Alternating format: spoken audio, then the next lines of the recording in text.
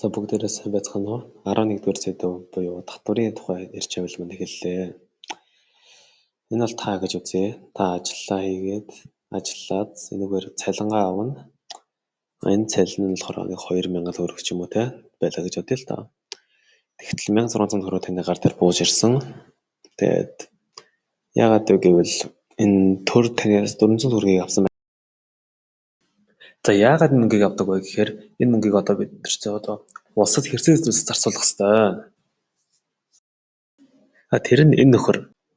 Энэ бол улсын төсөв. Тэгээд бид бүхэн мэдж байгаа шлэн бидний мөнгийг зарцуулдаг гэсэн үг. Улсын төсөвт маш олон зүйлс багтдаг. Үүнд эмнэлэг, сургууль, шорон, цагдаа бас маш олон бус зүйлсүүдийг хамарж болно.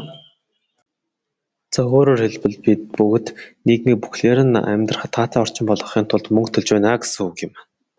За татварыг маш олон зүйлээр тооцож болдог. Үүнд орлогын албан татвар, гаалийн албан татвар, аж ахуйн нэгжийн албан татвар, нэмэгдсэн өртгийн албан татвар, өв залгамжлалын бууны, машины гэд маш олон зүйлээр тооцож болдог юм. За яаж тооцох вэ гэхээр хөрөнгө бараа орлогоо хооронд нэмээд болоо. Төлөх ёстой юу гэвэл тийм яг гэвэл хуулийн заасан байдаг. Татварын субъект нь хүн болон байгууллага хэлдэг бол объект нь эд зүйлсийг хэлдэг юм. Татварын үндсэн зарчим эхэн анх боловсруулсан бэ? Энэ залуу Адам Смит 1776 онд боловсруулсан. Тэгвэл татварын ашигтай зарчим гэж юу вэ? Энэ нь одоо нэгэсэндээ татварыг цуглуулах хууль явцад зардал бага гаргахыг хэлнэ.